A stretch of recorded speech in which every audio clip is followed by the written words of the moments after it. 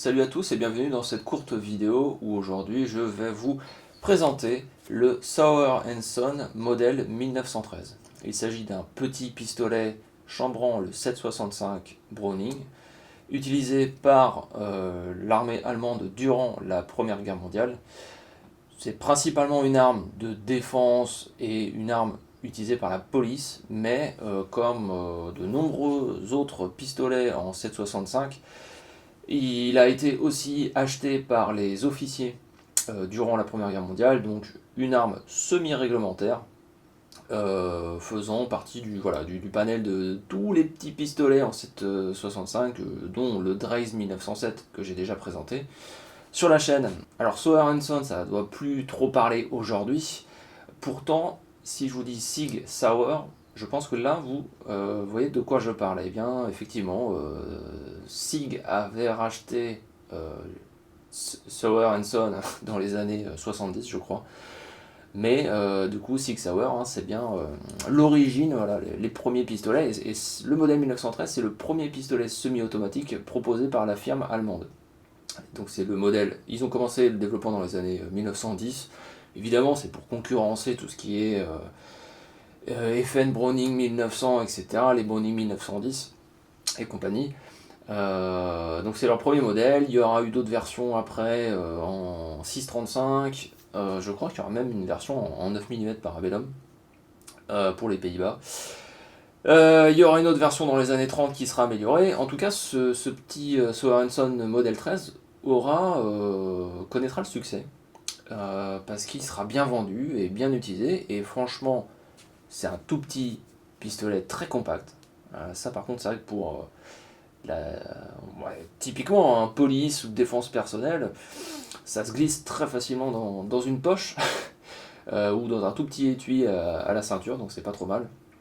Il fonctionne très bien, j'ai jamais eu de soucis avec.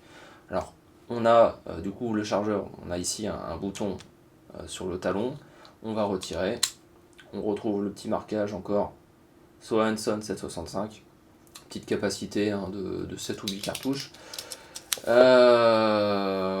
Pour l'introduction, c'est pas bien compliqué, on remet le chargeur et on va pouvoir armer. Alors il n'y a pas d'arrêtoir hein, de fin de chargeur, vous voyez bien que là le chargeur est vide et la culasse ne se bloque pas. Une détente lourde quand même et directe, hein. Ça part tout de suite quoi, très courte. Une sécurité sur le côté.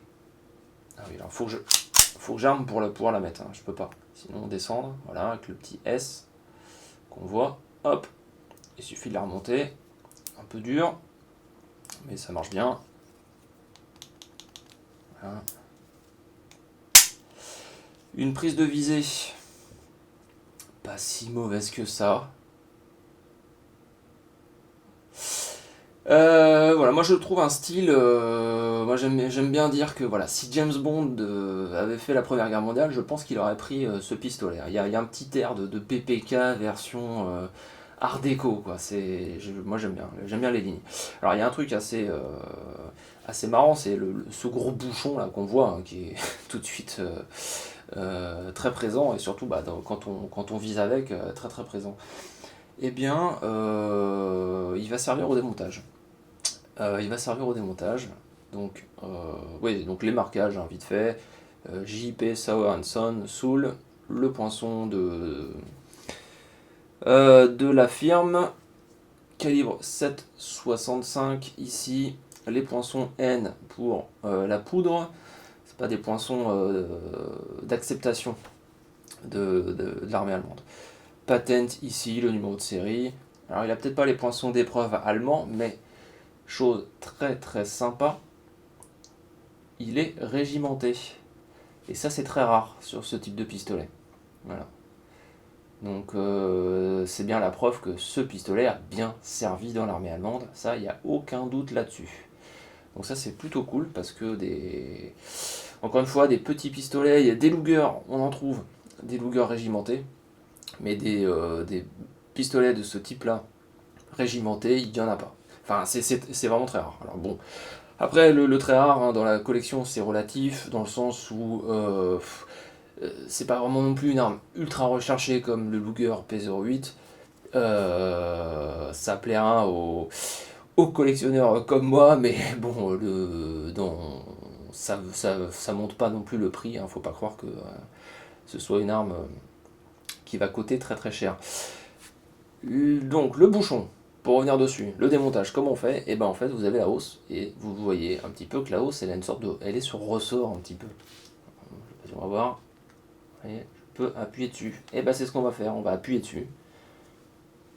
Et on va tourner le bouchon. Voilà. Et en fait, il y a un petit cran là. Hop, la hausse était prise dedans. Et c'est ce qui bloquait, hein. Donc on va tourner. Voilà, donc elle est partie déjà. C'est pas bien compliqué. On dévisse. Faut tenir évidemment la culasse parce que il y a un ressort, hein. Voilà. Voilà, donc on a un gros ressort qui entoure le canon. Et d'ailleurs, que je ne peux pas enlever, hein. Il est bien fixé dedans. En tout cas, j'ai pas testé le démontage plus loin. Et l'ensemble du percuteur en fait, bloc percuteur, voilà, on peut le retirer aussi très simplement. C'est vrai que là-dessus c'est pas mal parce que pour le nettoyage en fait on a les accès très facilement aux pièces. Donc ça c'est plutôt cool. Le percuteur qui me fait penser au percuteur du Luger. Et puis écoutez, le remontage, hein, c'est pas bien compliqué, hein, j'aurais dû retirer le chargeur, c'est vrai. Tac. Ça aurait été plus simple. Mais voilà, c'est un pistolet en fait très simple. Ils se sont pas compliqués la vie, il fallait juste un petit pistolet en semi-auto qui fonctionne. Et bah ça fonctionne très bien, voilà, il n'y a pas grand chose à en dire de plus. Voilà, bah écoutez, j'espère que cette petite présentation d'un petit pistolet qui change de ce qu'on voit d'habitude vous aura plu. Allez, salut!